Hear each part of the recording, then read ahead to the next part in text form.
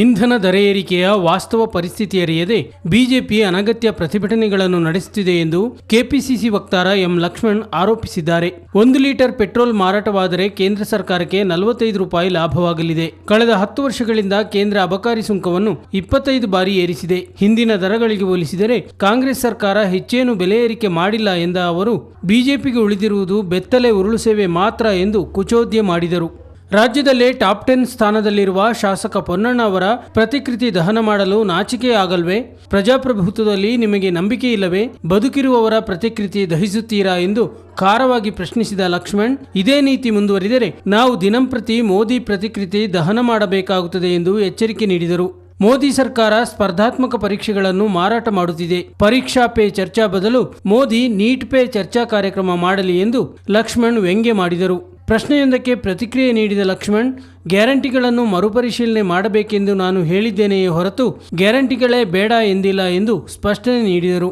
ಮರುಪರಿಶೀಲನೆ ಬಗ್ಗೆ ಸಿಎಂ ಗಮನಕ್ಕೆ ತಂದಿದ್ದೀರಾ ಎಂಬ ಪ್ರಶ್ನೆಗೆ ಮಾತಾಡಿದ್ದೇನೆ, ಆದರೆ ಗ್ಯಾರಂಟಿ ನಿಲ್ಲಿಸುವುದಿಲ್ಲ ಮತ್ತು ಮರುಪರಿಶೀಲನೆಯನ್ನು ಮಾಡುವುದಿಲ್ಲ ಎಂದು ಸಿಎಂ ಹೇಳಿದ್ದಾಗಿ ಲಕ್ಷ್ಮಣ್ ಸ್ಪಷ್ಟಪಡಿಸಿದರು.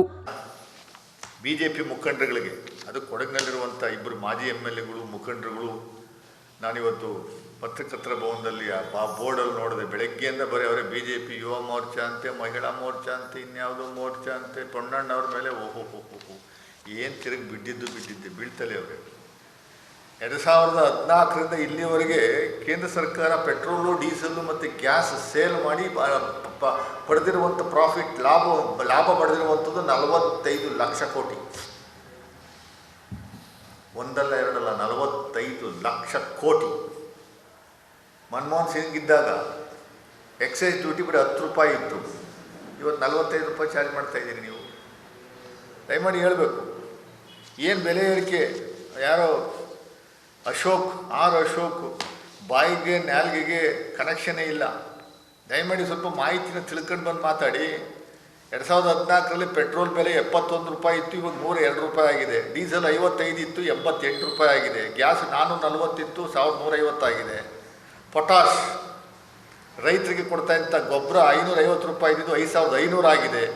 ಬೇಳೆಕಾಳು 55 ರೂಪಾಯಿ ಇದ್ದಿದ್ದು 300 ಆಗಿದೆ. ಅಡುಗೆ ಎಣ್ಣೆ 80 ಇದ್ದಿದ್ದು 300 ಆಗಿದೆ. ಆಲೂಗಡ್ಡೆ 40 ರೂಪಾಯಿ ಇದ್ದಿದ್ದು 180 ಆಗಿದೆ. ಈರುಳ್ಳಿ 30 ರೂಪಾಯಿ ಇದ್ದು 120 ಆಗಿದೆ. ಇದ್ರ ಬಗ್ಗೆ ಮಾತಾಡಿ ಅಶೋಕ್ರವರೇ.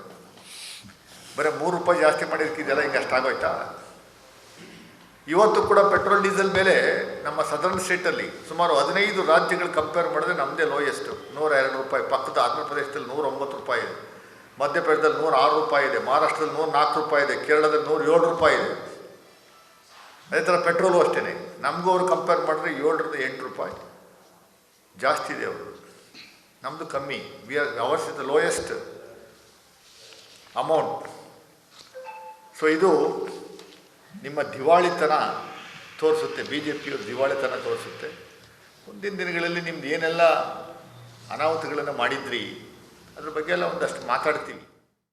ಗೋಷ್ಠಿಯಲ್ಲಿ ಮಡಿಕೇರಿ ಬ್ಲಾಕ್ ಕಾಂಗ್ರೆಸ್ ಅಧ್ಯಕ್ಷ ಹಂಸ, ಡಿಸಿಸಿ ವಕ್ತಾರ ತೆನ್ನೀರ ಮೈನಾ, ಮೈಸೂರು ಜಿಲ್ಲಾ ಪಂಚಾಯಿತಿ ಮಾಜಿ ಅಧ್ಯಕ್ಷ BM ರಾಮು, ಕೆಪಿಸಿಸಿ ಮಾಧ್ಯಮ ವಕ್ತಾರ ಮಹೇಶ್ ಮತ್ತು ಡಿಸಿಸಿ ಸದಸ್ಯ ಪುಷ್ಪಾ ಪೂಣಚ್ಚ ಉಪಸ್ಥಿತರಿದ್ದರು.